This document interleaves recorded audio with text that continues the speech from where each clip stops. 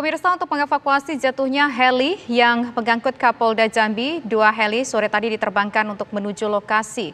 Lokasi jatuhnya heli tersebut berada di kawasan Tamiai, perbukitan Gunung Kerinci, Jambi.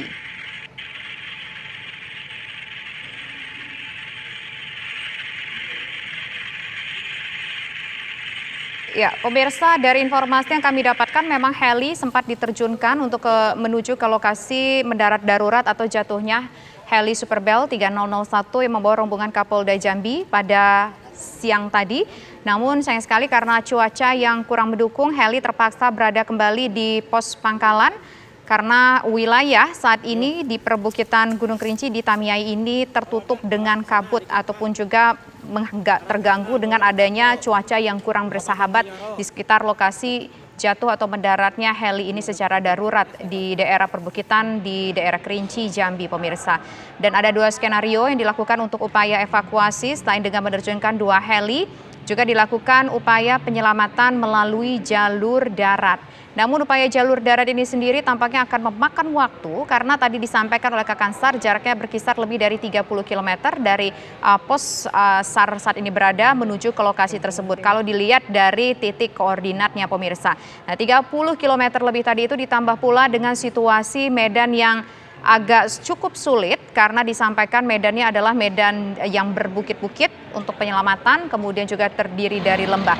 Jadi belum bisa diketahui butuh waktu berapa lama untuk melakukan proses evakuasi terhadap penumpang dan juga kru dari helikopter Super Bell 3001 yang mengangkut Kapolda Jambi, kemudian berserta dengan rombongan. Informasi yang kami dapatkan juga bahwa tadi Kapolda bertolak bersama dengan rombongan terdiri dari Pol Airut dan juga Kabarreskrim Jambi ini, pemirsa, Kasat Reskrim Jambi ini, pemirsa, berangkat tadi sekitar pukul 9:30 waktu Indonesia bagian Barat untuk sebuah kegiatan yang berlangsung di Kerinci. Salah satu agenda kegiatan tersebut adalah meresmikan sebuah gedung. Namun sayang sekali karena diduga terkendala dengan cuaca yang kurang bersahabat, cuaca yang buruk, helikopter ini terpaksa mendarat secara darurat di sebuah perbukitan di Pegunungan Tamiai, Kerinci di Jambi. Dan tampaknya proses mendarat darurat ini tidak berlangsung dengan mulus karena memang tampaknya agak cukup sulit melakukan pendaratan tanpa helipad yang memadai, tanpa adanya helipad, apalagi ke tempat mendaratnya heli Super Bell 3001 ini adalah di perbukitan dengan medan yang tentu tidak rata, kontur tanah yang juga tentu bergelombang, kemudian juga begitu banyak pohon-pohon di sana sehingga tampaknya heli ini mengalami kerusakan yang cukup parah. Kita tadi bisa saksikan dari video amatir yang dikirimkan oleh salah satu korban dari peristiwa ini menunjukkan bahwa mereka saat ini dalam kondisi terluka dan di dekat mereka ini kita melihat ada puing-puing dari heli termasuk juga kursi yang mereka gunakan untuk duduk dan juga berbaring di atas kursi heli yang mengalami peristiwa kecelakaan tersebut. Informasi yang kami dapatkan, seluruh korban tampaknya saat ini mengalami luka-luka dan semua korban dalam kondisi selamat. Namun informasi terbaru yang kami dapatkan juga kabarnya Kapolda Jambi Rusdi Hartono ini mengalami luka patah tangan. Untuk luka dari masing-masing penumpang ini belum diketahui secara persis, secara pasti kondisi luka seperti apa, seberat apa atau seringan apa yang mereka alami, pemirsa.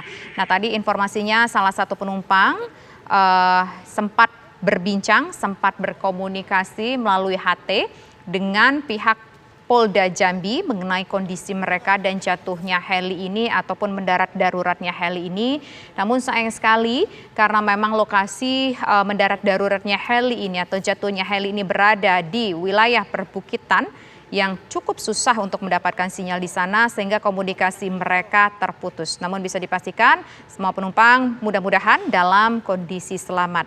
Tentu tim evakuasi yang terdiri dari Basarnas, kemudian juga SAR dari Jambi, kemudian juga ada pihak swasta yang diperbantukan, kemudian juga ada Bidokes, ini berjibaku dengan waktu untuk menyelamatkan seluruh penumpang yang dalam kondisi terluka saat ini.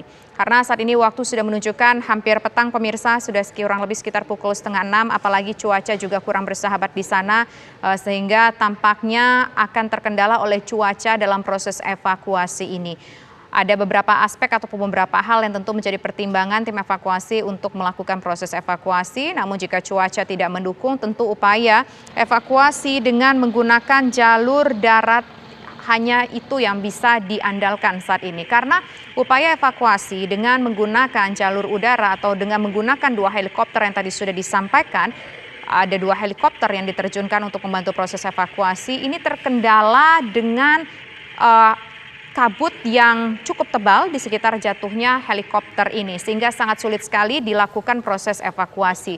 Memang helikopter ini tadi sudah sempat, informasi yang kami dapatkan di lapangan menyebutkan bahwa helikopter ini sudah sempat mendekat ke lokasi jatuhnya heli Super Bell 3001 ini, namun karena langit cukup berkabut dan tampaknya akan turun hujan, sehingga heli terpaksa kembali lagi ke base untuk menunda proses evakuasi melalui jalur udara. Sehingga saat ini proses evakuasi hanya diupayakan sementara waktu melalui jalur darat. Tadi kami juga sempat bertanya kepada salah satu relawan dari pihak swasta yang membantu proses evakuasi dengan jalur udara, apakah memungkinkan jika proses evakuasi dilakukan pada malam hari dengan menggunakan heli. Yang bersangkutan menyatakan sangat sulit untuk melakukan evakuasi pada malam hari dengan menggunakan heli, terlebih lagi dengan kontur dan juga udara ataupun cuaca yang tidak bersahabat di sekitar pegunungan Kerinci ataupun juga di perbukitan Kerinci ini, pemirsa.